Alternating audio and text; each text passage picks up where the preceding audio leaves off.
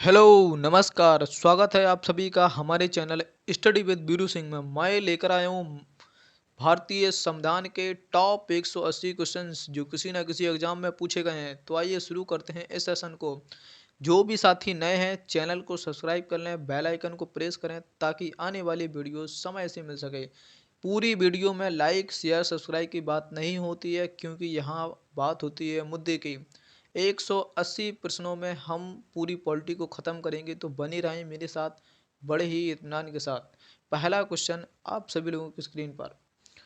Question कह रहा है कि किस अधिनियम द्वारा भारत का गवर्नर जनरल का पद सृजित किया गया। ऐसा क्वेश्चन पूछा जा रहा है कि किस अधिनियम द्वारा भारत का जो गवर्नर जनरल है इस पद को सृजित किया गया था। तो इसका सही जवाब होगा 1833 का चार्टर एक्ट। अगला देख लेते हैं क्या कह रहा है कि जो वायसराय का पद है ये कब सृजित किया गया था। तो 1858 का भारत शासन अधिनियम। पहला क्वेश्चन क्या था कि भारत का जो गवर्नर जनरल था ये पद कब सृजित किया गया था। तो 1833 का चार्टर एक्ट के तहत। दूसरा प्रश्न क्या पूछा गया था कि वायसराय का जो पद था वो ये कब सृजित किया गया था। तो 1858 का भारत शासन अधिनियम के द्वारा। अगला क्वेश्चन देखते हैं।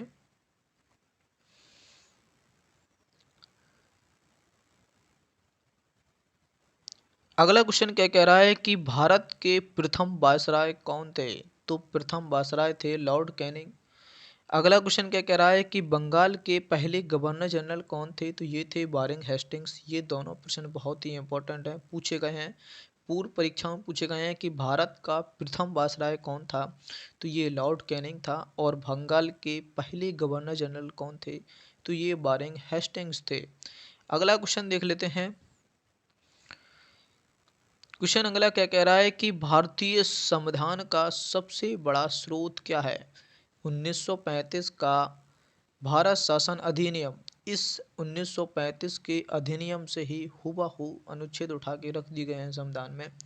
इसलिए संविधान पर सबसे ज़्यादा प्रभाव किसका पड़ा है। तो 1935 के भारत शासन अधिनियम का। अगला देख लेते हैं क्वेश्चन क्या कह रहा है। क्वेश्चन कह रहा है कि 1935 के अधिनियम को किसने दास्ता का घोषणा पत्र कहा है। 1935 के अधिनियम को किसने दास्ता का घोषणा पत्र कहा है, ऐसा क्वेश्चन है। तो इसका सही जवाब हो जाएगा जवाहरलाल नेहरू। जवाहरलाल नेहरू ने ही उद्देश्य प्रस्ताव को मतलब पेश किया था संविधान सभा में 13 दिसंबर 1946 को। और इसको जो ये प्रस्ताव था उसको संविधान सभा ने 22 जनवरी 1947 को पारित कर दिया था। बाद में यही उद्देश्य आगे जाकर प्रस्तावना में बदल गया था। फिलहाल इतना ही पर्याप्त है। आगे का क्वेश्चन देखते हैं। क्वेश्चन क्या कह रहा है कि प्रारूप समिति का गठन किस वर्ष किया गया। प्रारूप समिति का गठन किस वर्ष किया गया। तो ये 29 अगस्त 1947 को किया गया प्रारूप समिति का गठन। ये इम्पोर्टेंट है, बहुत ही कई बार परीक्षाओं में पूछा गया है कि प्रारूप समिति का जो अध्यक्ष है वो कौन होता है। तो प्रारूप समिति के अध्यक्ष थे भीमराव अंबेडकर और इसमें 7 लोग थे। ये भी क्वेश्चन बहुत ही ट्रेंडिंग में रहता है कि प्रारूप समिति में कुल कितने मेंबर थे। तो 7 मेंबर थे। अंबेडकर जी को भी मिलाकर 7 लोग थे। ये याद रखने वाली बात है। और क्या है कि ये कई बार पूछा गया है कि प्रारूप समिति के अध्यक्ष कौन है। तो अंबेडकर जी हो जाएंगे। और इसकी डेट पूछी जाती है तो 29 अगस्त 1947 को इसका गठन हुआ था। और एक बता दें कि 29 अगस्त है ये खेल दिवस के रूप में भी मनाया जाता है। खेल दिवस के रूप में भी मनाया जाता है, याद रखना। और ये मेजर ध्यानचंद के जन्मदिन पर मनाया जाता है, मेजर ध्यानचंद की याद में मनाया जाता है। तो फिलहाल इतना पर्याप्त है। अगला क्वेश्चन देखते हैं। अगला क्वेश्चन क्या कह रहा है कि विधि दिवस कब मनाया जाता है। विधि दिवस मनाया जाता है 26 नवंबर को। बहुत ही इंपॉर्टेंट क्वेश्चन है, स्टार लगाएं इस प्रश्न को। पूछा गया है कई एग्जामों में कि विधि दिवस कब मनाया जाता है। तो 26 नवंबर को विधि दिवस मनाया जाता है। अगला क्वेश्चन देख लेते हैं। प्रथम बार राष्ट्रीय ध्वज कब फहराया गया। 26 जनवरी 1930 को। अगला क्वेश्चन देखते हैं। क्वेश्चन क्या कह रहा है कि कांग्रेस के किस अधिवेशन में पूर्ण स्वराज की मांग की गई थी? ये ऐसा प्रश्न पूछा जा रहा है और ये बहुत ही इम्पोर्टेंट है। इसको वेरी इम्पोर्टेंट में नोट कर लेंगे क्योंकि ये हाल ही में यूपी ट्रिपल एससी द्वारा जो परीक्षा पीईटी कराई गई थी उसमें यही क्वेश्चन पूछा गया था कि कांग्रेस के किस अधिवेशन में पूर्ण स्वराज की मांग रखी गई थी। केवल ऑप्शन था लाहौर अधिवेशन, कलकत्ता अधिवेशन, इलाहाबाद अधिवेशन, नागपुर अधिवेशन। ऐसे ही 4 विकल्प थे तो सही विकल्प था लाहौर अधिवेशन। बहुत ही अच्छा प्रश्न है और ये पीईटी परीक्षा में पूछा गया था कि कांग्रेस के किस अधिवेशन में पूर्ण स्वराज की मांग रखी गई थी। तो ये मांग रखी गई थी लाहौर अधिवेशन में और कब हुआ था? 1929 में। बहुत ही अच्छा प्रश्न है, ट्रेंडिंग में रहता है हर बार। तो अगला क्वेश्चन देख लेते हैं।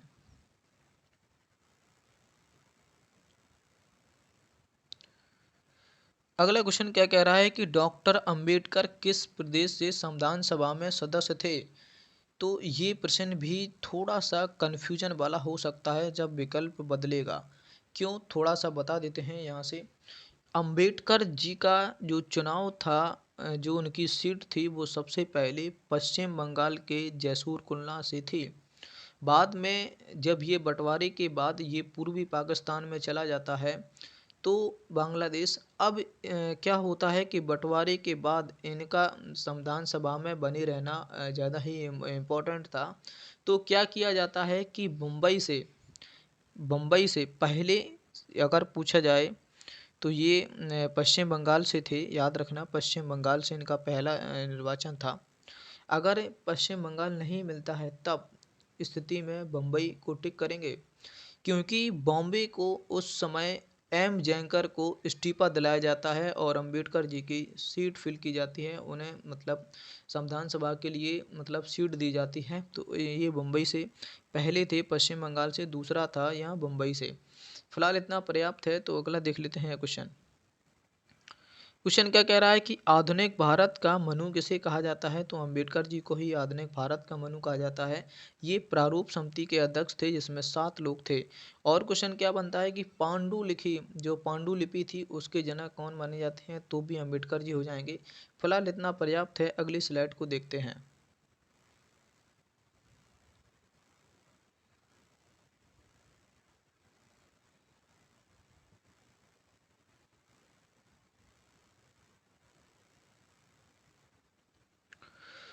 क्वेश्चन देख लेते हैं क्या कह रहा है।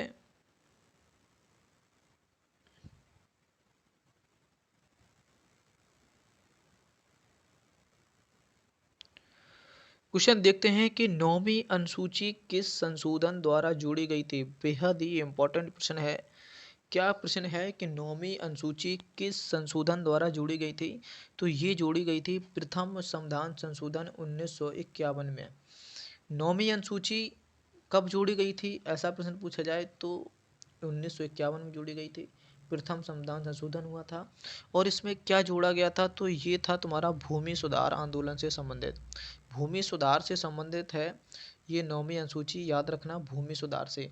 फिलहाल इतना पर्याप्त है और ये बेहद ही इंपॉर्टेंट है, इसको याद रखना। क्वेश्चन नंबर अगला देखते हैं। क्वेश्चन नंबर क्या कह रहा है कि संविधान सभा में उद्देश्य प्रस्ताव को कब मतलब रखा गया था संविधान सभा में? तो मैंने बताया था कि उद्देश्य प्रस्ताव को मैंने इसको इम्पोर्टेंट भी बताया था क्योंकि ये जवाहरलाल नेहरू द्वारा 13 दिसंबर 1946 को पेश किया गया था संविधान सभा में। 13 दिसंबर 1946 को पेश कर दिया गया था लेकिन संविधान सभा ने इसे 22 जनवरी 1946 को मान्य किया था, पारित किया था। यही डेट पूछी जाती है एग्जाम में कि संविधान सभा में उद्देश्य प्रस्ताव को कब रखा गया? तो 22 जनवरी 1947 को। फिलहाल इतना पर्याप्त है। क्वेश्चन नंबर अगला देखते हैं। क्वेश्चन क्या कह रहा है कि सर्वोच्च न्यायालय के मुख्य न्यायाधीश जो हैं वो कौन थे? तो हीरालाल जे कानिया थे। बहुत ही अच्छा प्रश्न है। कई बार पूछा गया है कि सर्वोच्च न्यायालय के प्रथम मुख्य न्यायाधीश कौन है? तो हीरालाल जे कानिया है। क्वेश्चन नंबर अगला देखते हैं कि राष्ट्रीय ध्वज की डिजाइन किसने तैयार की थी? तो ये की थी पिंगली वेंकैया ने। बहुत ही इंपॉर्टेंट है, कई बार पूछा गया है ये दोनों क्वेश्चंस। कि सर्वोच्च न्यायालय का मुख्य न्यायाधीश कौन है? प्रथम तो हीरालाल जी कानिया। और राष्ट्रीय ध्वज की जो डिजाइन है किसने पेश की थी? पिंगली बैकैया ने तो है। तो अगला प्रश्न देखते हैं। क्वेश्चन क्या कह रहा है कि हम भारत के लोग जैसी शब्दावली का उल्लेख कहाँ मिलता है? हम भारत के लोग, जब आप प्रस्तावना को पढ़ेंगे तो पहली लाइन यही होगी कि हम भारत के लोग, है ना। तो एक क्वेश्चन और पूछा जाता है कि प्रस्तावना में भारत शब्द का उल्लेख कितनी बार किया है? तो भारत शब्द का उल्लेख 2 बार है। प्रस्तावना में भारत शब्द का उल्लेख कितनी बार है? तो 2 बार उल्लेख किया गया है। क्वेश्चन नंबर अगला देखते हैं। क्वेश्चन नंबर क्या कह रहा है कि संविधान सभा के उपाध्यक्ष कौन थे? तो एस जी मुखर्जी थे। बेहद ही अच्छा प्रश्न है। संविधान सभा के उपाध्यक्ष कौन थे? एस जी मुखर्जी थे। अगर हम बात कर लेते हैं अध्यक्ष की, तो 2 अध्यक्ष थे। कौन कौन थे? अगर आपसे पूछा जाए स्थायी अध्यक्ष, अगर आपसे स्थायी अध्यक्ष पूछा जाता है तो राजेंद्र प्रसाद होंगे। और आपसे अगर अस्थायी अध्यक्ष पूछा जाता है तो फिर सच्चिदानंद सिन्हा होंगे। क्यों होंगे ये? क्योंकि ये पहली बैठक 9 दिसंबर 1946 को हुई थी, दिल्ली में हुई थी। इस बैठक में क्या हुआ था कि सबसे बूढ़े बुजुर्ग थे, लोग तय नहीं कर पा रहे थे कि किसको ही अध्यक्ष बनाया जाए। तो लोगों का मत आया कि इस संविधान सभा में सबसे बुजुर्ग व्यक्ति हैं सच्चिदानंद सिन्हा साहब, इनको ही अस्थायी अध्यक्ष बना दीजिए। फिर इसके बाद 2 दिन बाद 11 दिसंबर को बैठक हुई थी, उसी जगह बैठक हुई और फिर स्थायी अध्यक्ष बनाया गया राजेंद्र प्रसाद को। अगला क्वेश्चन देख लेते हैं। क्वेश्चन ये मैंने बता दिया है, रिपीट हो गया है कि जो प्रारूप समिति के अध्यक्ष कौन है? तो बी आर अम्बेडकर हैं। बेहद ही अच्छा प्रश्न है। और प्रारूप समिति में कितने लोग होते हैं? तो 7 लोग होते हैं, याद रखने वाली बात है। अगला देख लेते हैं। संविधान में जो संविधान सभा है इसका निर्माण कैसे हुआ था? ऐसा क्वेश्चन पूछा जा रहा है। तो कैबिनेट मिशन के आधार पर हुआ था जो संविधान सभा का निर्माण। अगर तुमसे पूछा जाए कैबिनेट मिशन में कितने लोग थे? तो कैबिनेट मिशन में 3 लोग थे। कैसे याद रखेंगे? पास से याद रखेंगे तीनों लोगों को। Pethick Lawrence, A B Alexander, Stewart Cripps, ये तीनों थे। और ये कौन थे? तो ये थे तुम्हारे अध्यक्ष।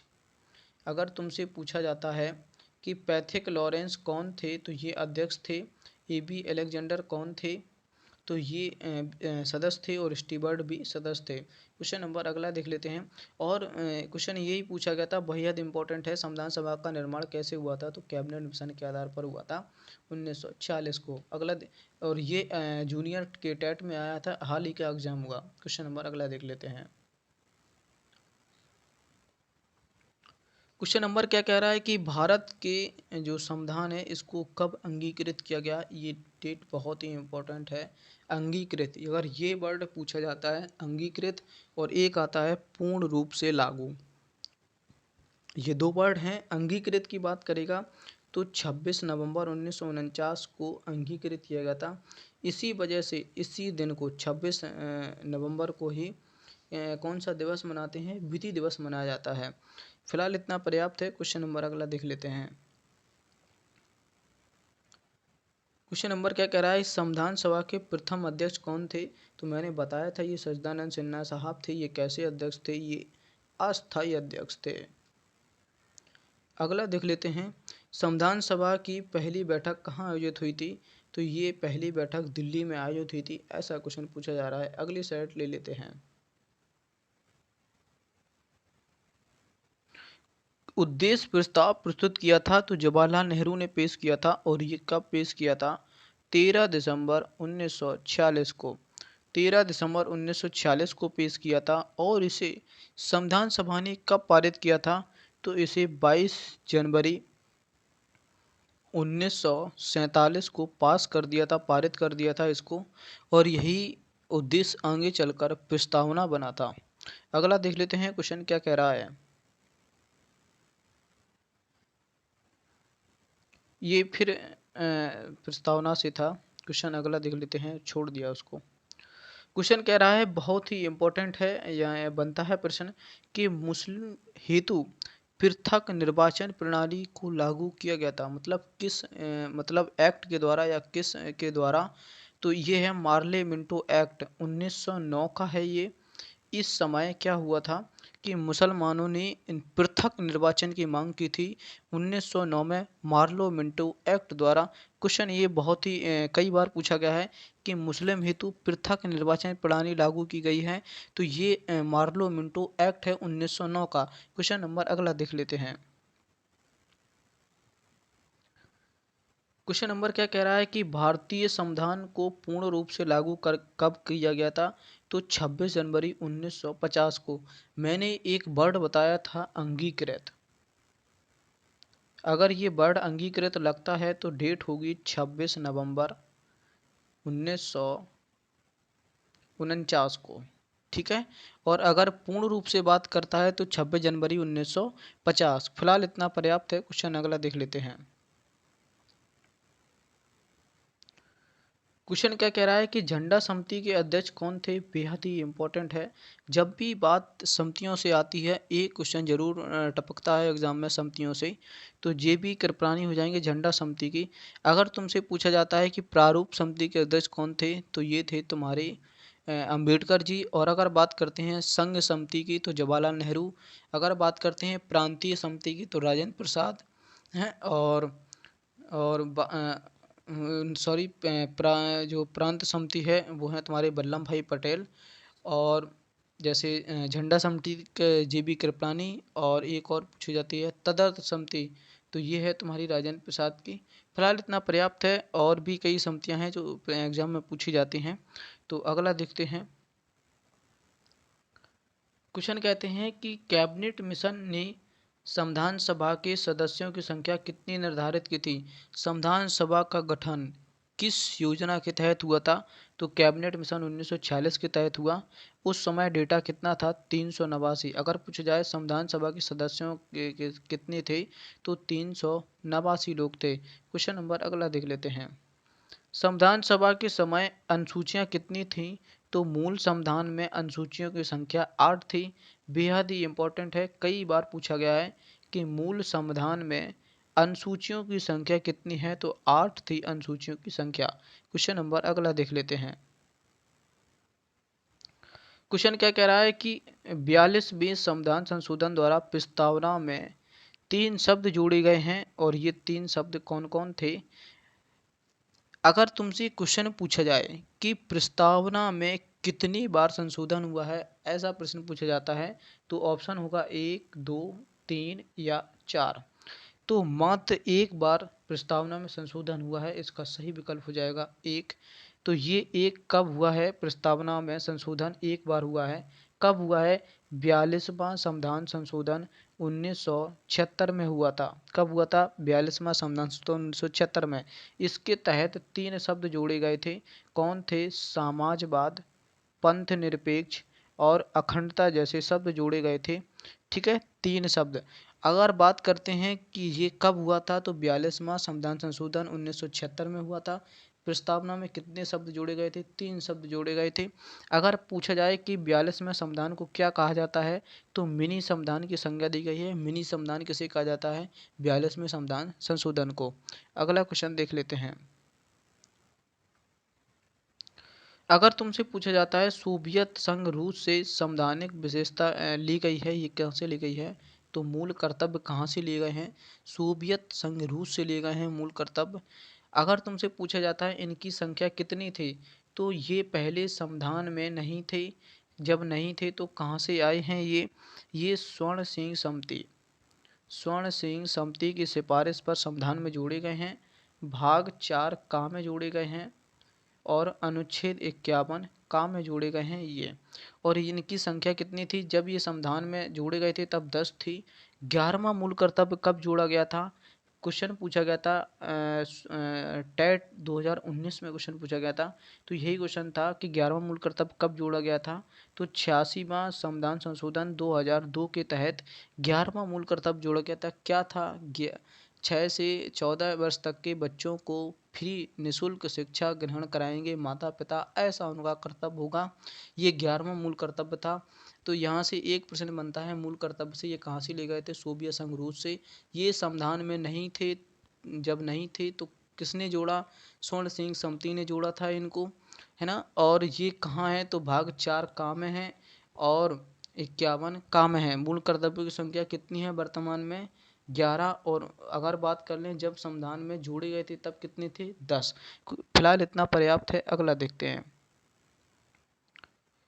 अवशिष्ट शक्तियां केंद्र के पास हैं, ऐसा प्रावधान कहाँ से लिया गया है? कनाडा से लिया गया है। बेहद ही अच्छा प्रश्न है। क्वेश्चन नंबर अगला देखते हैं। संविधान संशोधन प्रक्रिया प्रेरित है दक्षिण अफ्रीका से। अगर तुमसे पूछा जाता है संविधान संशोधन प्रक्रिया का अनुच्छेद, तो अनुच्छेद हो जाएगा संविधान संशोधन प्रक्रिया का अनुच्छेद 368। ये भी बेहद ही इम्पोर्टेंट है कि अनुच्छेद 368 किससे संबंधित है? तो ये संबंधित है तुम्हारा संविधान संशोधन से। और ये संविधान संशोधन प्रक्रिया कहाँ से ली गई है? तो दक्षिण अफ्रीका से ली गई है। बेहद ही इम्पोर्टेंट प्रश्न है। क्वेश्चन नंबर अगला देख लेते हैं। अगर पूछा जाए न्यायिक समीक्षा, बेहद ही अच्छा प्रश्न है। न्यायिक समीक्षा की अवधारणा कहाँ से ली गई है? जुडिशियल रिव्यू, तो ये अमेरिका से ली गई है। बेहद ही अच्छा प्रश्न है। अगला देखते हैं कि क्रिप्स प्रस्ताव को किसने दिवालिया बैंक कहा है? तो ये क्रिप्स प्रस्ताव कब आया था? 1942 में आया था और ये अमान्य कर दिया गया था। किसने दिवालिया बैंक कहा है? पोस्ट चेक कहा है, तो ये गांधी जी ने कहा है। क्वेश्चन नंबर अगला देखते हैं। क्वेश्चन क्या कह रहा है कि वर्तमान समय में जो अनुसूचियां हैं वो कितनी हैं? तो वर्तमान में 12 अनुसूचियां हैं।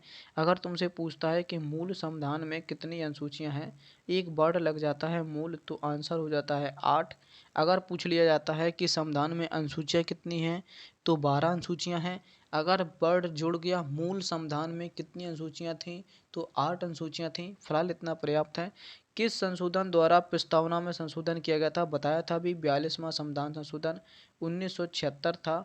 इसी को ही मिनी संविधान कहा जाता है। 3 शब्द जोड़े गए थे, पंथ निरपेक्ष, समाजवाद और अखंडता।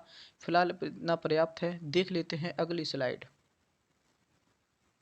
क्वेश्चन देख लेते हैं क्या है कि क्वेश्चन पूछा जा रहा है कि मौलिक अधिकार किस देश के संविधान से लिए गए हैं?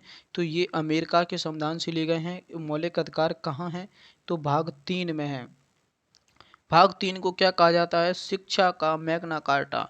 अगर तुमसे पूछा जाता है शिक्षा का मैग्ना कार्टा किसे कहा जाता है, तो ये कहा जाता है तुम्हारे भाग 3 को। और कहाँ से कहाँ तक है? तो ये 12 से 35 तक हैं। बेहद ही इंपॉर्टेंट है 12 से 35।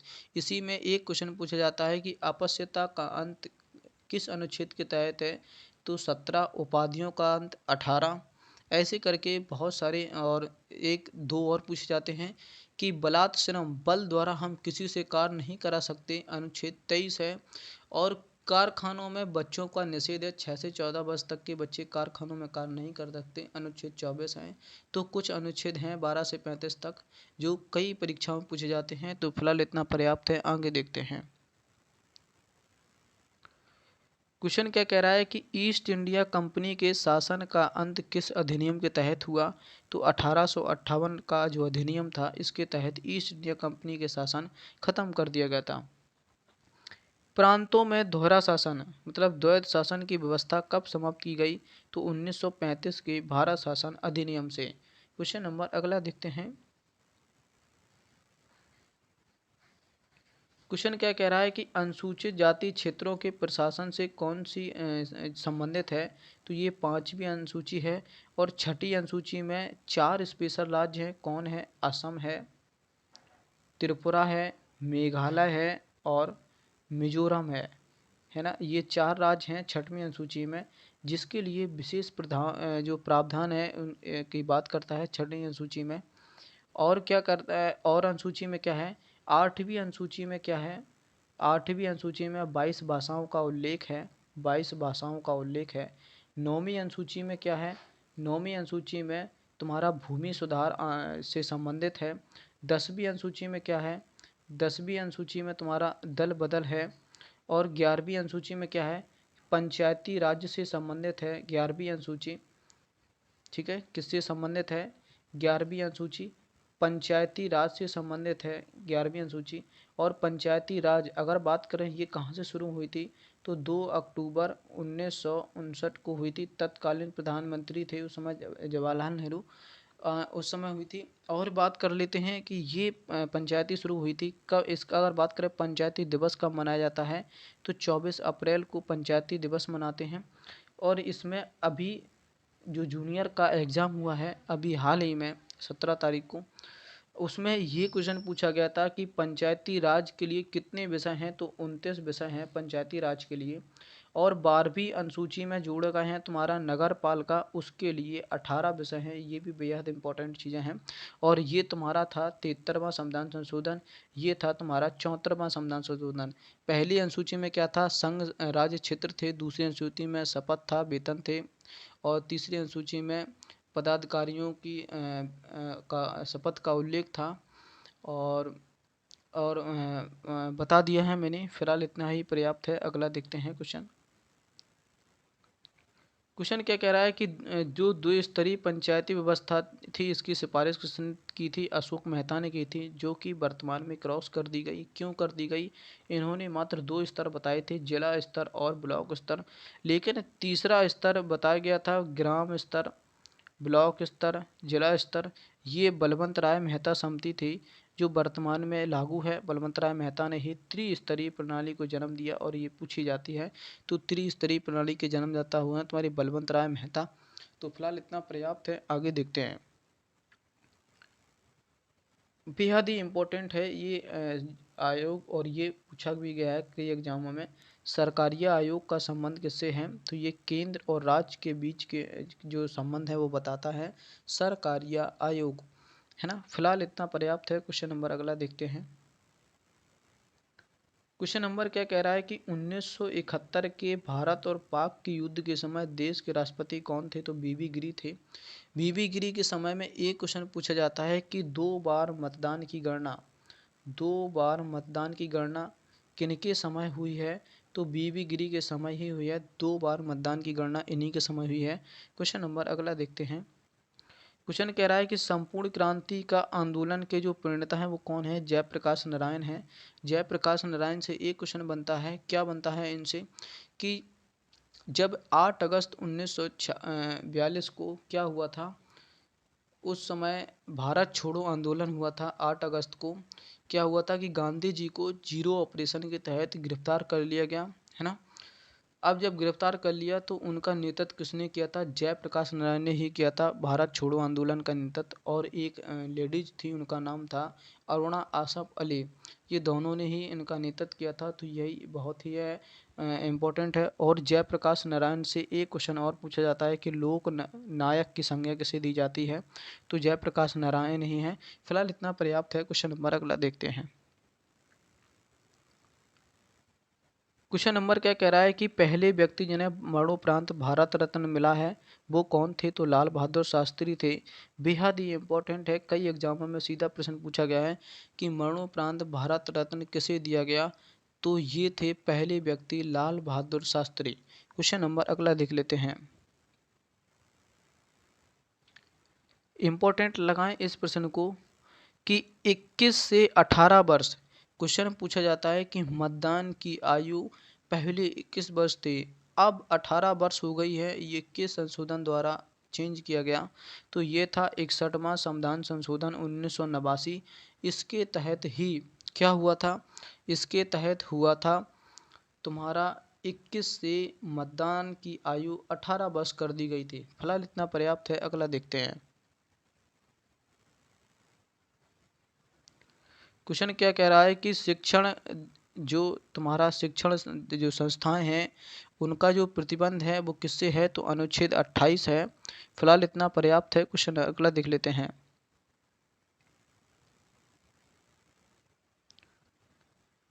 क्वेश्चन पूछा जा रहा है कि राष्ट्रपति पर, क्वेश्चन क्या कह रहा है कि राष्ट्रपति पर जो महाभियोग प्रक्रिया है ये किसके तहत है, तो अनुच्छेद 61। क्वेश्चन अगर तुमसे पूछा जाए कि ये किससे है, तो अनुच्छेद अनुच्छेद 61 है। इसके द्वारा महाभियोग प्रक्रिया का उल्लेख है राष्ट्रपति पर। और अगर राष्ट्रपति के पास एक पावर और है क्या है? अनुच्छेद 72। अनुच्छेद 72 के तहत क्या करता है? क्षमादान की शक्ति है। वो कोर्ट मार्शल किसी भी व्यक्ति की फांसी की सज़ा को कम करना या उसकी सज़ा का जो मतलब प्रारूप है उसकी सज़ा के प्रारूप को बदलना, है ना? ये सारी चीज़ें राष्ट्रपति के पास हैं और राष्ट्रपति तीनों सेनाओं का सर्वोच्च कमांडर होता है। अनुच्छेद 52 में राष्ट्रपति का उल्लेख है। फिलहाल इतना पर्याप्त है। अगला देखते हैं और अगली स्लाइड भी ले लेते हैं।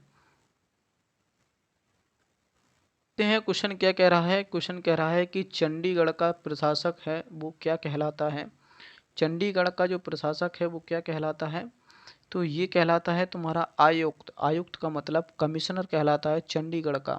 और एक क्वेश्चन और आता है, चंडीगढ़ के वास्तुकार कौन है? तो ली कार्बूज जी के जो कार्बूजियर हैं वो हैं। और एक क्वेश्चन और आता है कि चंडीगढ़ में प्रसिद्ध जो रॉक गार्डन है, चंडीगढ़ से एक क्वेश्चन और आता है कि जो रॉक गार्डन है वो किसने बनवाया था? तो ये बनवाया था तुम्हारा नेक चंद सैनी ने। जो नेक चंद सैनी थे इन्होंने ही रॉक गार्डन बनवाया था। और एक क्वेश्चन एक और आता है चंडीगढ़ से, पूछा जाता है कि सुखना झील कहाँ है? सुखना झील कहाँ है? तो ये भी तुम्हारे चंडीगढ़ में है। 3 से 4 क्वेश्चन बन चुके हैं तुम्हारे चंडीगढ़ से। चंडीगढ़ का प्रशासक क्या कहलाता है? तो आयुक्त कहलाता है। अंग्रेजी में बात करते हैं तो कमिश्नर कहलाता है।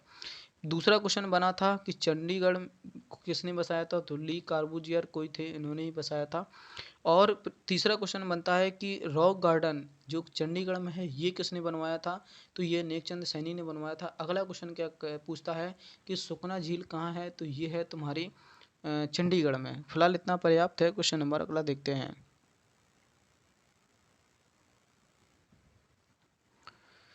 क्वेश्चन क्या कह रहा है कि पंचायती राज में चुनाव कराने वाला पहला राज्य कौन था? तो आंध्र प्रदेश था। अगर तुमसे क्वेश्चन ये पूछा जाए कि पहले आम चुनाव कब हुए? पहले आम चुनाव कब हुए? तो ये हुए थे तुम्हारे 1951 से 52 में। और कहाँ हुए थे? एमपी में, मध्य प्रदेश में। फिलहाल इतना पर्याप्त है। अगला देख लेते हैं। क्वेश्चन बहुत ही अच्छा है। पूछा गया है कि 10वीं अनुसूची 10वीं अनुसूची किससे संबंधित है? तो ये है तुम्हारे 52वां संविधान संशोधन 1985। इसकी डेट भी पूछी जाती है, संशोधन भी पूछा जाता है कि 10वीं अनुसूची किस संशोधन में है? तो 52वां संविधान संशोधन 1985। इसमें क्या है? इसमें है दल बदल। दल बदल का प्रावधान है किस अनुसूची में? 10वीं अनुसूची में। और ये किससे संबंधित है? 52वां संविधान संशोधन 1985। फिलहाल इतना पर्याप्त है। अगला देखते हैं। ये कोई नया क्वेश्चन है। क्या है कि विशाख दत्त वाद का संबंध क्या था? तो कार्यस्थल पर महिलाओं के यौन उत्पीड़न से संबंधित है ये, है ना? सेक्सुअल हैरेसमेंट की बात करता है। तो विशाखा दत्त वाद, है ना? तो अगला क्वेश्चन देख लेते हैं। क्वेश्चन बेहद ही इम्पोर्टेंट है और ये कई परीक्षाओं में पूछा गया है। क्या क्वेश्चन है? क्वेश्चन ये है कि संविधान सभा का जो संविधान सभा के जो संवैधानिक सलाहकार थे वो कौन थे? तो ये थे तुम्हारे BN राव। इनका पूरा नाम क्या था? बेनीगल नरसिंह राव। बेनीगल नरसिंह राव। बेनीगल नरसिंह राव इनका पूरा नाम था। और अगर पूछा जाए संविधान सभा के सलाहकार कौन थे? तो BN राव ही थे। फिलहाल इतना पर्याप्त है। क्वेश्चन नंबर अगला देखते हैं। क्वेश्चन नंबर क्या कह रहा है कि केंद्र और राज्य के बीच जो अनुसूची है वो कितने में है? तो ये है तुम्हारी 7वीं अनुसूची में। और 7वीं अनुसूची में 3 अनुसूचियों का वर्णन है। कौन कौन किस किस का है? संघ सूची, राज्य सूची और समवर्ती सूची। ये समवर्ती सूची कई बार पूछी गई है। किस संविधान से ली गई है? तो ये ऑस्ट्रेलिया के संविधान से ली गई है समवर्ती सूची। फिलहाल इतना पर्याप्त है। अगला देखते हैं। पंचायती राज संस्थाओं को संवैधानिक मान्यता दिलवाने हेतु किस समिति का सिफारिश हुई है? तो ये था लक्ष्मीमल सिंधवन समिति। इन्होंने ही जो पंचायती राज संस्था थी इसको संवैधानिक, है ना, जो मान्यता दिलवाई है वो लक्ष्मीमल सिंधवी है। फिलहाल इतना पर्याप्त है। अगला देखते हैं। अगर तुमसे पूछा जाता है संसद की पहली बैठक कब हुई है, तो 13 मई 1952 को हुई है ना। लोकसभा की प्रथम बैठक हुई थी 13 मई को। और अगर तुमसे पूछा जाता है संसद का आर्टिकल, तो याद कर लेंगे कैसे, सरला से। संसद 79 और राज्यसभा अनुच्छेद 80 और लोकसभा अनुच्छेद 81। यहाँ से एक प्रश्न आपको मिल जाएगा कि संसद का आर्टिकल कितना है, तो ये है तुम्हारा 79, और राज्यसभा का आर्टिकल कितना है 80, और लोकसभा का आर्टिकल कितना है 81। फिलहाल इतना पर्याप्त है, अगला क्वेश्चन देख लेते हैं। क्वेश्चन क्या कह रहा है कि अनबार और निशुल्क प्राथमिक शिक्षा का अधिकार किस अधिनियम द्वारा लागू किया गया, तो 1 अप्रैल 2010 को। अगला देख लेते हैं कि महाभियोग प्रक्रिया, जो महाभियोग प्रक्रिया है, इसका अनुच्छेद किस में है, तो ये अनुच्छेद 61 में है। और ये राष्ट्रपति पर लगेगी, किसके लिए, संवैधानिक कदाचार का जो वो है, कदाचार करता है तो उस पर महाभियोग प्रक्रिया चलाई जाएगी। अगर अगर तुमसे पूछा जाता है कितने दिन पूर्व सूचना दी जाती है राष्ट्रपति को, ये भी क्वेश्चन पूछा गया है कि 14 दिन पूर्व। कब, 14 दिन पूर्व सूचना दी जाती है राष्ट्रपति को कि आप पर महाभियोग प्रक्रिया लागू होने वाली है। तो इसका उल्लेख किस आर्टिकल में है, 61 में है, और कितने दिन पूर्व, 14 दिन पूर्व। फिलहाल क्वेश्चन अगला देखते हैं। क्वेश्चन नंबर क्या कह रहा है कि भारतीय संविधान का मैग्ना कार्टा किस भाग को कहा जाता है। बेहद ही अच्छा प्रश्न है, मैंने बताया था भाग 3 को। पिछले स्लाइड में था यही क्वेश्चन कि भारतीय संविधान का मैग्ना कार्टा किस भाग को कहा जाता है, तो भाग 3 को कहा जाता है संविधान का मैग्ना कार्टा। और इसमें क्या थे, इसमें थे तुम्हारे मौलिक अधिकार, जो कहाँ से लिए गए थे, अमेरिका से लिए गए थे, 12 से 35 थे। फिलहाल इतना पर्याप्त है, अगला देखते हैं। अगर तुमसे पूछा जाता है कि न्यायिक पुनरावलोकन ये किस देश के संविधान से लिया गया है, तो अमेरिका के संविधान से लिया गया है। और ये किस अनुच्छेद में है, तो अनुच्छेद 13 में है इसका वर्णन। अगली स्लाइड देख लेंगे। क्वेश्चन देख लेंगे क्या कह रहा है। क्वेश्चन कह रहा है कि सामाजिक आर्थिक न्याय का प्रतीक किस भाग को कहा जाता है। बेहद ही अच्छा प्रश्न है, किस भाग को कहा जाता है, तो भाग 4 को कहा जाता है। और भाग 4 में कौन है, नीति निर्देशक तत्व। नीति निर्देशक तत्व हैं, टीपीएसपी हैं ये। और ये किस भाग में है, भाग 4 में है। और अनुच्छेद पूछा जाता है तो तुम्हारा हो जाएगा 36 से 51 तक। ये 36 से 51 तक हैं। और ये किस संविधान से लिए गए हैं, तो ये आयरलैंड के संविधान से लिए गए हैं। बस इससे यही प्रश्न, बहुत ही इतने ही प्रश्न पूछे जाते हैं नीति निर्देशक तत्व से। कितने में है, भाग 4 में है, 36 से 51 तक हैं। और ये आयरलैंड से पूछे गए हैं, है ना। इन्हीं 36 से 51 तक में एक क्वेश्चन पूछा जाता है कि ग्राम पंचायतों का गठन, ग्राम पंचायतों का गठन किस अनुच्छेद में है, तो ये 40 में है। फिलहाल इतना पर्याप्त है, अगला देखते हैं। क्वेश्चन मैंने बता दिया था कि मूल कर्तव्यों को किस संविधान संशोधन द्वारा जोड़ा गया था, तो 42वां संविधान संशोधन 1976 था। मूल कर्तव्यों को जोड़ा गया था, संविधान में नहीं थे तो किस ने जोड़ा था इनको, तो स्वर्ण सिंह समिति थी, इसने सिफारिश की और इनको जोड़ा। जब ये संविधान में जोड़े गए तो इनकी संख्या कितनी थी, तो इनकी संख्या थी 10। अगर पूछा जाता है कि जब ये संविधान में जोड़े गए तब मूल कर्तव्यों की संख्या कितनी थी, तो ये थी तुम्हारी 10। और ये किस देश के संविधान से लिए गए हैं, तो ये तुम्हारे लिए गए हैं सोवियत संघ रूस से। अगर तुमसे पूछा जाता है कि 11वां मूल कर्तव्य कौन था, जो कि वर्तमान में कितने हैं, 11 हैं, तो 11वां कब जोड़ा गया, तो 86वां संविधान संशोधन 2002 में जोड़ा गया था। और इसमें क्या जोड़ा गया था, 6 से 14 वर्ष तक के बच्चों को फ्री शिक्षा दी जाएगी, माता पिता का ये कर्तव्य होगा। तो यही जोड़ा गया था। फिलहाल इतना पर्याप्त है, क्वेश्चन अगला देखते हैं। डॉक्टर भीमराव अंबेडकर ने किस अधिकार को भारतीय संविधान की आत्मा कहा है, तो संवैधानिक उपचारों का अधिकार। अगर तुमसे आर्टिकल पूछता है, अनुच्छेद पूछता है, तो हो जाएगा तुम्हारा अनुच्छेद 32। अगर तुमसे संविधान की आत्मा किस अनुच्छेद, अगर अनुच्छेद पूछेगा तो 32।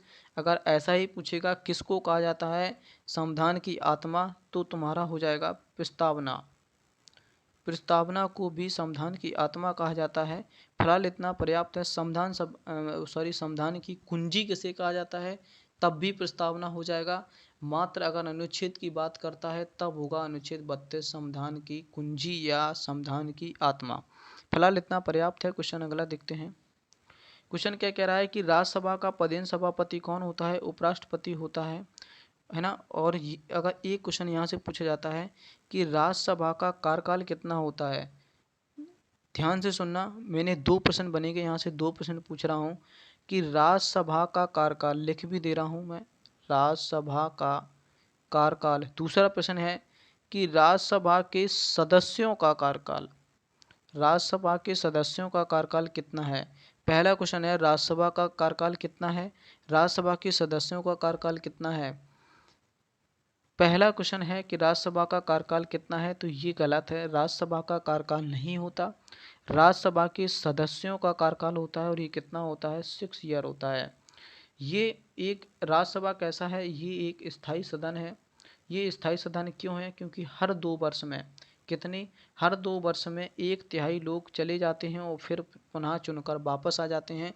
क्रम लगा रहता है, कोई भी मतलब खाली नहीं हो सकता है कि मतलब ये वो है, ये फलाना ढिमका, ऐसा नहीं है। हर 2 साल में 1/3 लोग आते हैं और 1/3 लोग सेवानिवृत्त हो जाते हैं। इससे क्रम चलता रहता है। और एक क्वेश्चन पूछा जाता है कि गणपूर्ति कोरम, अगर तुमसे ये किसी भी चीज़ का गणपूर्ति कोरम पूछा जाए संविधान में, तो इसका गणपूर्ति कोरम होता है 1/10। फिलहाल इतना पर्याप्त है। अगला देखते हैं। क्वेश्चन नंबर बहुत ही अच्छा है, पूछा गया है कि भारत की विदेश नीति का आधार ये किस अनुच्छेद में है, तो अनुच्छेद 51 में है विदेश नीति। पूछा गया है कि प्रथम आंग्ल भारतीय जो संसद में निर्वाचित हुए हैं डेरिंग ओ ब्रायन है। अगला क्वेश्चन देख लेते हैं। क्या क्वेश्चन नंबर क्या कह रहा है कि सूचना का अधिकार अधिनियम कब लागू हुआ, तो ये 2005 में हुआ था, 12 अक्टूबर 2005 को। क्या है लोकपाल जो एम्बुड्समैन है, इसकी अवधारणा किस देश से ली गई है, तो ये स्वीडन से ली गई है। नोट करें इस प्रश्न को। यहाँ से एक प्रश्न क्या पूछा गया था, क्वेश्चन ये पूछा गया था कि पहले लोकपाल कौन है। पहले लोकपाल कौन है, तो पिनाकी चंद घोष थे। पिनाकी चंद घोष थे। पिनाकी चंद घोष थे। अगर तुमसे पूछा जाए कि लोकपाल की जो अवधारणा है वो किस संविधान मतलब किस देश से ली गई है, तो ये स्वीडन से ली गई है।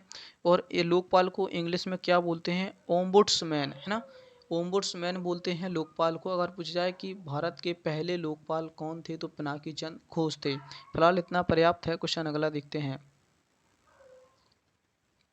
क्वेश्चन क्या कह रहा है कि अब तक कितनी बार संविधान के हेतु संयुक्त बैठक का मतलब कितनी बार संयुक्त बैठक बुला चुकी है, तो ये 3 बार बुला चुकी है संयुक्त बैठक। यहाँ से मैं तुम्हें 2 प्रश्न बताऊंगा। कौन कौन से प्रश्न हैं संयुक्त बैठक से। पहला क्वेश्चन है कि राष्ट्रपति संयुक्त बैठक को बुलाएगा। पहला प्रश्न है कि राष्ट्रपति संयुक्त बैठक को बुलाएगा। अगर ये बुलाता है तो इसका आर्टिकल हो जाएगा 108। दूसरा प्रश्न क्या है कि अगर तुमसे पूछेगा अगर राष्ट्रपति ने बुला तो लिया, इसकी अध्यक्षता, अगर तुमसे पूछे संयुक्त बैठक की अध्यक्षता कौन करता है, तो लोकसभा अध्यक्ष करता है। लोकसभा अध्यक्ष करता है किस आर्टिकल से, 118 आर्टिकल के अनुसार। 2 प्रश्न हैं, दोनों अलग अलग हैं और संयुक्त बैठक से हैं, है ना। और संयुक्त बैठक से तीसरा क्वेश्चन क्या है, इसमें कितने माह का अंतर होना चाहिए संयुक्त बैठक में, 6 माह का। 3 प्रश्न बनते हैं, एक न एक एग्जाम में पूछा गया है कि संयुक्त बैठक में कितने माह का अंतर होना चाहिए, 6 माह का। दूसरा क्वेश्चन पूछा गया है कि संयुक्त बैठक को कौन बुलाता है, तो राष्ट्रपति बुलाता है। जब राष्ट्रपति बुलाता है तो किस आर्टिकल के तहत बुलाता है, 108 आर्टिकल के तहत बुलाता है। और जब ये संयुक्त बैठक बुला ले, सब कुछ तय हो गया, उसकी अध्यक्षता भी करेगा, तो कौन करेगा, लोकसभा अध्यक्ष करेगा। किस आर्टिकल के तहत करेगा, 118 आर्टिकल के तहत करेगा। फिलहाल इतना पर्याप्त है। अगला क्वेश्चन देखते हैं। बहुत ही अच्छा प्रश्न है कि लोकसभा का अध्यक्ष कौन था, पहले कौन थे, तो जीवी मावलंकर थे। इन्हीं का पूरा नाम है, क्या पूरा नाम है, गणेश वासुदेव मावलंकर। अगर तुमसे भी, ये तो पुरुषों में थे, अगर तुमसे महिलाओं में पूछता है कि पहली लोकसभा महिला अध्यक्ष कौन थी, तो वो थी तुम्हारी मीरा कुमार। दोनों क्वेश्चन कई बार पूछे गए हैं मीरा कुमार थी। तो ये क्वेश्चन दोनों पूछे गए हैं कि लोकसभा की पहली महिला अध्यक्ष कौन है, तो मीरा कुमार हैं। लोकसभा के पहले अध्यक्ष कौन थे, तो जीवी मावलंकर थे। फिलहाल इतना पर्याप्त है। लोकसभा का अगर आर्टिकल पूछा जाता है तो ये हो जाएगा तुम्हारा 81, है ना। फिलहाल इतना पर्याप्त है। क्वेश्चन अगला देखते हैं। क्वेश्चन क्या कह रहा है कि लोकतांत्रिक जो विकेंद्रीकरण है इसके जन्मदाता कौन है, तो बलवंत राय मेहता समिति है। इन्होंने ही त्रिस्तरीय प्रणाली का जन्म दिया था, ग्राम, ब्लॉक और पंचायत। 3 स्तरीय प्रणाली को लागू किया था बलवंत राय मेहता समिति ने, है ना। ये पंचायती राज से संबंधित है। फिलहाल इतना अभी मैंने क्या बताया था, ग्राम पंचायत की गणपूर्ति कोरम कितनी होती है, तो ये ग्राम पंचायत की गणपूर्ति कोरम है 1/3, मतलब बात कर सकते हैं हम 33%। और महिलाओं को भी आरक्षण कितने प्रतिशत है, 33% है ग्राम पंचायत का। क्वेश्चन अगला देख लेते हैं और ये स्लाइड खत्म होती है, अगली स्लाइड को देखते हैं। चला गया था, ऐसा क्वेश्चन पूछा जा रहा है, तो ये हो जाएगा तुम्हारा ऑपरेशन ब्लू स्टार। और ये क्वेश्चन और पूछा जाता है, सबसे पहले राष्ट्रपति शासन कहाँ लगा था, तो पंजाब के पुसू के स्थान था, पुसू वहाँ लगा था पंजाब में। फिलहाल इतना पर्याप्त है। क्वेश्चन अगला देखते हैं। क्वेश्चन नंबर क्या कह रहा है कि श्रीलंका के लिट्टे आतंकवादियों के विरुद्ध भारतीय सेना द्वारा कौन सा ऑपरेशन चला गया, तो ऑपरेशन पवन था। क्वेश्चन अगला देखते हैं कि गुजराल सिद्धांत, ये बहुत ही अच्छा प्रश्न है। गुजराल सिद्धांत का संबंध किससे है, तो ये विदेश नीति से है। और विदेश नीति की बात करेंगे तो आर्टिकल हो जाएगा तुम्हारा 51, अभी हाल बताया था पिछली स्लाइड में। क्वेश्चन अगला देखते हैं। क्वेश्चन क्या कह रहा है कि महिलाओं के विरुद्ध घरेलू जो हिंसा है इसका एक्ट कब है या कानून कब बना है, तो 26 अक्टूबर 2006 में बना है। क्वेश्चन अगला देख लेते हैं कि वित्त आयोग की स्थापना, वित्त आयोग से हमेशा एक क्वेश्चन पूछा जाता है कि वित्त आयोग की स्थापना कब हुई है, तो ये अनुच्छेद है 280।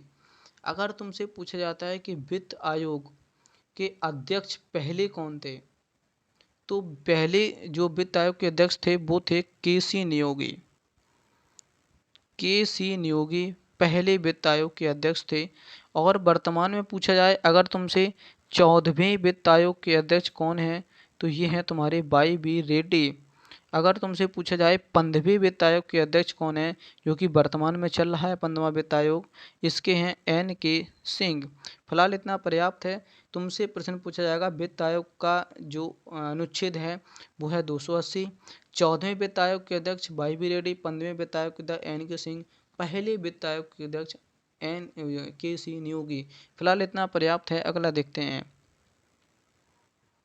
क्वेश्चन ये कह रहा है कि राज्यों का संघ होगा, भारत एक राज्यों का संघ है, ये किस अनुच्छेद में बात करता है, तो अनुच्छेद 1 में ही ये बात करता है। अनुच्छेद 1 में ही ये लिखा हुआ है कि भारत राज्यों का संघ होगा। अगला क्वेश्चन देख लेते हैं। ये फिलहाल ये क्वेश्चन हट गया है कि जम्मू कश्मीर को इसको ख़त्म कर दिया गया है अनुच्छेद 370 को, तो फिलहाल ये क्वेश्चन पूछने लायक नहीं है। तो अगला देखते हैं। मंत्रिपरिषद की सदस्य संख्या किस संशोधन द्वारा निर्धारित की गई है, तो 51 संशोधन 2003। और एक क्वेश्चन और पूछा जाता है कि प्रधानमंत्री की कैबिनेट में कितने प्रतिशत मंत्री बन सकते हैं, तो ये है तुम्हारा 15%। और अगर बात करते हैं दिल्ली से अगर प्रश्न पूछा जाता है कि कितने प्रतिशत मंत्री बन सकते हैं, तो ये बन सकते हैं 10%। फिलहाल दोनों क्वेश्चन इंपॉर्टेंट हैं, याद रखना कि मंत्री परिषद में कितने प्रतिशत मंत्री बनाए जा सकते हैं, तो 15% ही मंत्री बनाए जा सकते हैं। क्वेश्चन अगला देखते हैं। क्वेश्चन ये पूछा गया था द्वितीय वरीयता जो 2 बार मतगणना हुई थी वो बीबी गिरी के समय हुई थी। पिछली स्लाइड में मैंने चर्चा की थी कि बीबी गिरी है के समय द्वितीय मतदान की गणना हुई थी। फिलहाल इतना पर्याप्त है। देश के पहले एकमात्र कार्यवाहक प्रधानमंत्री, क्वेश्चन अच्छा है, पूछा गया है कार्यवाहक प्रधानमंत्री कौन है, तो ये है तुम्हारी गुलजारी लाल नंदा। अगला क्वेश्चन देखते हैं। क्वेश्चन नंबर क्या कह रहा है कि राजनीतिक दलों को मान्यता कौन प्रदान करता है, तो निर्वाचन आयोग करता है। कितने में है निर्वाचन आयोग, 324 में। अगला देख लेते हैं। क्वेश्चन नंबर क्या कह रहा है कि विधि शब्द का जो विधि शब्द है, विधि इस शब्द को किस अनुच्छेद में परिभाषित किया गया है? तो ये किया गया है अनुच्छेद 13 में। अगला क्वेश्चन देख लेते हैं कि संयुक्त राष्ट्र की जो संयुक्त राष्ट्र है यूएनओ है, इसकी स्थापना कब हुई है? तो 24 अक्टूबर 1945 को हुई है। मानवाधिकार दिवस कब मनाते हैं? तो ये 10 दिसंबर को मनाया जाता है। क्वेश्चन नंबर अगला देख लेते हैं। सर्वोच्च न्यायालय की अन्य पीठ स्थापित की जा रही है राष्ट्रपति के परामर्श पर या मुख्य न्यायाधीश के द्वारा। स्लाइड खत्म होती है, अगली स्लाइड ले लेते हैं। राज्य निर्वाचन आयुक्त, क्वेश्चन ये पूछा जा रहा है। क्वेश्चन क्या था? क्वेश्चन यही था। क्वेश्चन ये है कि राज्य निर्वाचन आयुक्त की नियुक्ति कौन करता है? राज्य का सर्वोपरि कौन होता है? राज्यपाल होता है। राज्यपाल ही मुख्यमंत्री की नियुक्ति करता है ना। क्वेश्चन अगला देखते हैं। और राज्यपाल अगर तुमसे बात करता है, राज्यपाल अपने राज्य में अध्यादेश जारी कर सकता है। ये वो आर्टिकल कितना है? 213। और राष्ट्रपति अगर अध्यादेश जारी करेगा तो आर्टिकल 123 के तहत। दोनों सेम है, पलट देंगे। राष्ट्रपति है 123 और राज्यपाल है 213। दोनों याद रखना, ये किससे संबंधित हैं? अध्यादेश से संबंधित हैं। क्वेश्चन अगला देखते हैं। क्वेश्चन नंबर क्या कह रहा है कि भारतीय संसद पर हमला हुआ था? तो 13 दिसंबर 2001 को हमला हुआ था भारतीय संसद पर। अगला देख लेते हैं कि आंध्र प्रदेश का गठन, आंध्र प्रदेश राज्य का गठन किस वर्ष हुआ था? तो ये हुआ था तुम्हारा 1953 में। दो क्वेश्चन मैं बता रहा हूँ यहाँ से। पहला क्वेश्चन ये है कि राज्य पुनर्गठन आयोग की स्थापना, राज्य पुनर्गठन आयोग की स्थापना कब हुई? तो 1953 में हुई थी, है ना। याद रखें इसको। राज्य पुनर्गठन आयोग की स्थापना कब हुई? 1953 में हुई थी। और पूछा जाता है कि राज्य पुनर्गठन आयोग के पहले अध्यक्ष कौन थे? तो फजल अली थे। ये दोनों क्वेश्चन बहुत ही इंपॉर्टेंट हैं। राज्य पुनर्गठन आयोग के कौन थे? फजल अली थे। और राज्य पुनर्गठन आयोग की स्थापना कब हुई थी? 1953 में हुई थी। और भाषाई आधार पर गठन होने वाला पहला राज्य कौन था? आंध्र प्रदेश था। फिलहाल इतना पर्याप्त है। क्वेश्चन नंबर अगला देखते हैं। क्वेश्चन नंबर क्या कह रहा है कि कारगिल दिवस किस दिन मनाया जाता है? तो 26 जुलाई को मनाया जाता है कारगिल दिवस। क्वेश्चन नंबर अगला देखते हैं। भारत सरकार का लेखांकन कौन है? तो ये लेखाकार है। भारत सरकार का प्रथम विधि सलाहकार कौन होता है? इससे एक प्रश्न बनता है, तो इसको अच्छे से समझा देते हैं। भारत का प्रथम विधि अधिकारी कौन होता है? तो महान्यायवादी होता है। इसका आर्टिकल कई पेपरों में पूछा गया है, तो अनुच्छेद 76 की बात करता है। अनुच्छेद 76 में एक महान्यायवादी होगा, है ना। उसकी चर्चा, ये क्या है? ये भारत सरकार का सलाहकार है। भारत सरकार को कानूनी मामलों में कौन सलाह देता है? तो महान्यायवादी। इसका अनुच्छेद पूछा जाए तो 76। अगर बात कर लेते हैं कि ये केंद्र सरकार का है, तो फिर ये राज्य सरकार का भी होगा। हाँ, है ना। राज्य सरकार का कौन है? महाधिवक्ता। महाधिवक्ता हैं राज्य सरकार के। अगर इसका आर्टिकल पूछा जाता है तो 165 है। और एक क्वेश्चन और पूछा जाता है, क्या है कि नियंत्रक एवं महालेखा परीक्षक, नियंत्रक एवं महालेखा परीक्षक, ये है तुम्हारा 148। इसे इंग्लिश में बोलते हैं कैग, CAG, कैग। तीन क्वेश्चन मैंने बताए हैं। पहला क्वेश्चन है कि महान्यायवादी, इसका आर्टिकल 76। ये प्रथम केंद्र सरकार का विधि सलाहकार होता है, प्रथम विधि अधिकारी होता है महान्यायवादी, अनुच्छेद 76। अगर ये केंद्र का है तो राज्य में भी होगा, राज्य का होता है महाधिवक्ता, अनुच्छेद 165। और एक आर्टिकल और बताया है कि नियंत्रक महालेखा परीक्षक कैग, CAG, इसका आर्टिकल है 148। फिलहाल इतना पर्याप्त है। अगला देखते हैं। क्वेश्चन नंबर क्या कह रहा है कि प्रधानमंत्री के कर्तव्यों का उल्लेख किस अनुच्छेद में है? एक अनुच्छेद 78 में। क्या कहा गया है इसमें? इसमें ये कहा गया है अनुच्छेद 78 में कि प्रधानमंत्री का परम कर्तव्य होगा कि वो अपने कार्यों की रिपोर्ट राष्ट्रपति को पहुंचाए, बिना कहे, बिना ही सुने, बिना कुछ कहे पिए। यही मतलब इनका कर्तव्य भी होगा कि जो भी हम करते हैं इसकी रिपोर्ट अनुच्छेद 78 के तहत राष्ट्रपति के पास पहुंचनी चाहिए। फिलहाल इतना पर्याप्त है। और प्रधानमंत्री के लिए अनुच्छेद है 75। और ये इसके बारे में कुछ नहीं, पर्याप्त है। क्वेश्चन नंबर क्या गया है? प्रस्तावना में भारत शब्द का कितनी बार उल्लेख हुआ है? 2 बार, मैंने बता दिया पिछली स्लाइड में। प्रस्तावना में 2 बार संशोधन मतलब 2 बार प्रयोग हुआ है भारत शब्द का, हम भारत के लोग, ठीक है। संविधान में भारत को क्या कहा गया है? राज्यों का संघ कहा गया है, और ये इसकी किसकी बात करता है? आर्टिकल 1 की बात करता है। अगला देख लेते हैं, नए राज्यों का गठन किसके अनुसार होता है? अनुच्छेद 3 के साथ होता है। अगला देख लेते हैं क्वेश्चन क्या कह रहा है। संपत्ति का अधिकार मौलिक अधिकार था पहले, अब इसको हटा दिया गया है किस संविधान संशोधन द्वारा? इसको इम्पोर्टेंट लगाएं, कई एग्जामों में पूछा गया है। अनुच्छेद पहले ये 31 था, खत्म कर दिया गया इसको। कब कर दिया? अगर तुमसे पूछा जाए कि वर्तमान में मौलिक अधिकार कितने हैं, वर्तमान में मौलिक अधिकार कितने हैं, तो 6 हैं। पहले संपत्ति का अधिकार भी हुआ करता था, खत्म कर दिया गया। अगर तुमसे पूछा जाता है कि मूल संविधान में मौलिक अधिकार कितने थे, तो 7 थे। कौन हटा दिया गया है? संपत्ति का अधिकार हटा दिया। जब इसे हटा दिया तो कहाँ भेजा गया? भेजा गया संपत्ति का अधिकार, इसका नाम बदला गया। क्या नाम रखा गया? रखा गया नाम कानूनी अधिकार, है ना। क्या नाम रखा गया? कानूनी अधिकार रखा गया। कानूनी अधिकार किसे कहा जाता है? संपत्ति के अधिकार को। ये अनुच्छेद में था, इसको हटा के कहाँ भेजा गया? अनुच्छेद 300A में भेजा गया, है ना। किस संशोधन द्वारा हुआ? 44वां संविधान संशोधन, 44वां संविधान संशोधन 1978। कितने सारे फैक्ट बनते हैं यहाँ से, एक बार फिर से सुन लेंगे इसको, क्योंकि ये बेहद ही इम्पोर्टेंट है और ये प्रश्न पेपर में छपने की संभावना रहती है। अगर तुमसे पूछा जाता है कि मौलिक अधिकार कितने थे? 7। एक हटा दिया गया, कौन सा हटा दिया गया? पहले 7 थे। अब पूछा जाए कि वर्तमान में कितने हैं? 6 हैं। कौन हटा दिया गया? संपत्ति का अधिकार हटा दिया गया। क्या बनाया गया? कानूनी अधिकार बनाया गया। और इसको कहाँ जोड़ा गया?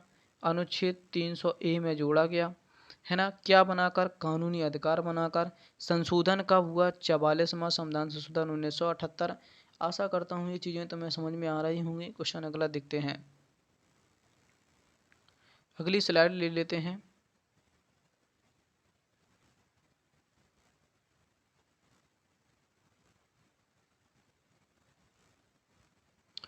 देख लेते हैं क्या क्वेश्चन कह रहा है कि नगर पालिका को, क्वेश्चन देखो आ गया, क्या क्वेश्चन कह रहा है तुमसे। क्वेश्चन देख लेते हैं, यहाँ से थोड़ा सा और जूम कर लें। क्वेश्चन ये कह रहा है कि नगर पालिकाओं को संवैधानिक दर्जा कब मिला है? तो 74वां संविधान संशोधन द्वारा मिला है नगर पालिका को। इसकी अगर बात करते हैं विषय की, तो 18 विषय हो जाएंगे। अगर बात करते हैं 73वां संविधान संशोधन की, इसमें क्या है? 73वां संविधान संशोधन 1991 क्या है? 92 इसमें क्या है? इसमें पंचायती राज से संबंधित काम है, पंचायती राज से संबंधित। और विषय कितने हैं? 29 विषय हैं। बहुत ही इंपॉर्टेंट चीज़ें हैं। क्वेश्चन अगला देखते हैं, 12वीं अनुसूची में कितने विषय हैं? तो 12वीं अनुसूची में एक विषय है पंचायती राज दिवस कब मनाया जाता है? तो 24 अप्रैल को मनाया जाता है। बेहद ही इम्पोर्टेंट है। पंचायती राज दिवस कब मनाया जाता है? तो 24 अप्रैल को मनाया जाता है। कई एग्जाम में पूछा गया है कि देश के निर्विरोध राष्ट्रपति कौन थे, जिन्हें ऐसे राष्ट्रपति कौन हैं जो निर्विरोध चुने गए हैं? नीलम संजय रेड्डी। बहुत ही इम्पोर्टेंट क्वेश्चन है, कई एग्जामों में आपको देखने को मिल सकता है। अगला क्वेश्चन देख लेंगे यहाँ से, पॉकेट वीटो, जो ज्ञानी जैल सिंह राष्ट्रपति थे, इन्होंने ही पॉकेट वीटो का प्रयोग किया था सबसे पहले। और ये कब किया था? 1986 में इसका प्रयोग किया था, है ना। अगर तुमसे पूछा जाता है कि जेबी वीटो पावर का प्रयोग किसने किया, तो ज्ञानी जैल सिंह ने किया। राष्ट्रपति ज्ञानी जैल सिंह ने कब किया? 1986 में किया। और ये किससे संबंधित था? डाक संशोधन से संबंधित था। डाक संशोधन से संबंधित था। बेहद ही इम्पोर्टेंट है, पूछा गया है एग्जाम में।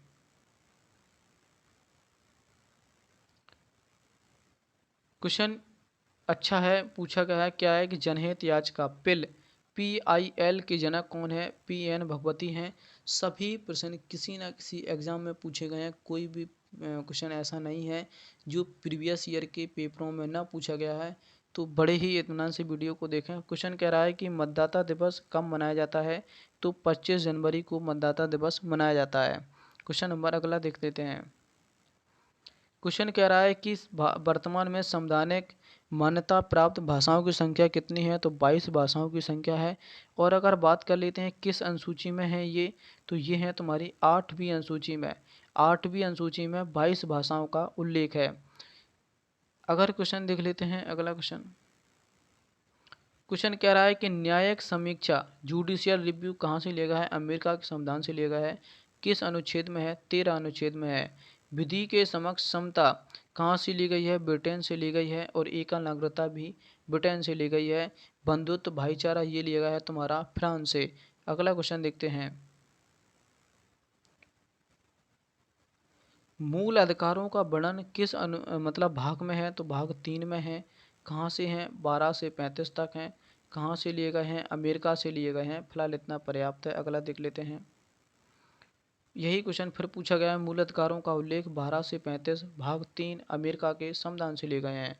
विधि के समान संरक्षण ये कहाँ से लिया गया है? ये अमेरिका के संविधान से लिया गया है। क्वेश्चन नंबर अगला देख लेते हैं।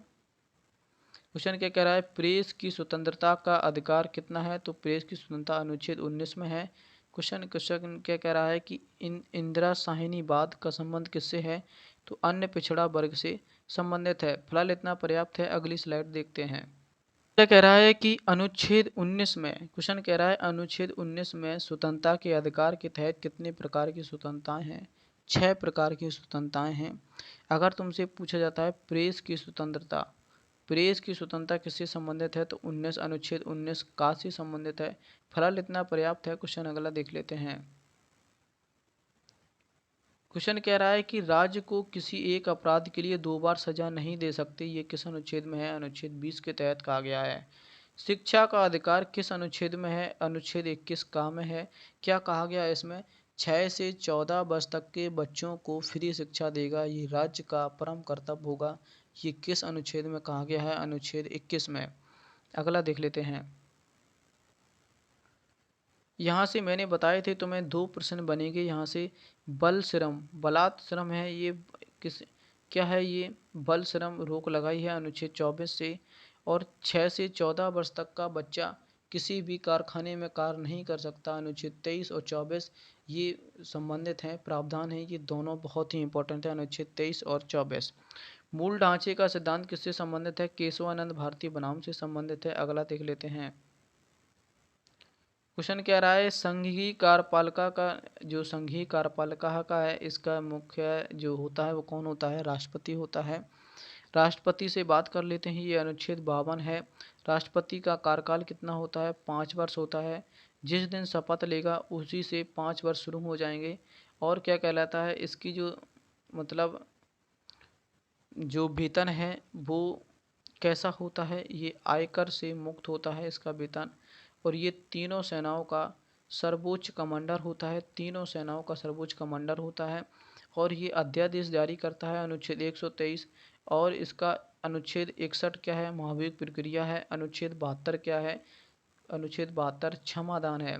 फिलहाल इतने पर्याप्त हैं राष्ट्रपति से फैक्ट। अगला देख लेते हैं।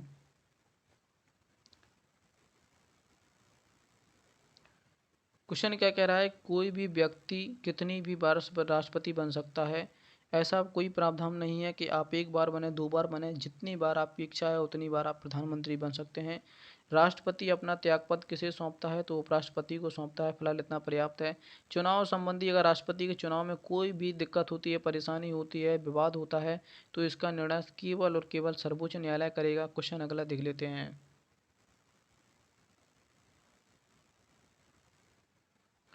क्वेश्चन क्या कह रहा है कि अध्यादेश को संसद द्वारा आरंभ होने पर कितनी अवधि के भीतर अनुमोदन होना चाहिए? तो 6 सप्ताह के भीतर अनुमोदन होने चाहिए, नहीं तो ये स्वतः कैंसिल हो जाता है। और अगर राष्ट्रपति का अध्यादेश है तो इसके लिए आर्टिकल है 123। फल इतना पर्याप्त है। और ले लेते हैं हम अगली स्लाइड को। क्वेश्चन क्या कह रहा है? ये अंतिम स्लाइड है, लास्ट स्लाइड है।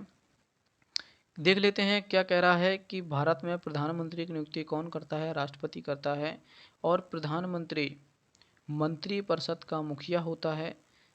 मंत्रिपरिषद का मुखिया होता है। और दूसरी चीज़ इससे क्या है, इसका आर्टिकल 75 है। और इससे क्या है, इसके प्रधानमंत्री बनने की जो न्यूनतम आयु है वो कितनी है, 30 वर्ष है, सॉरी 25 वर्ष है,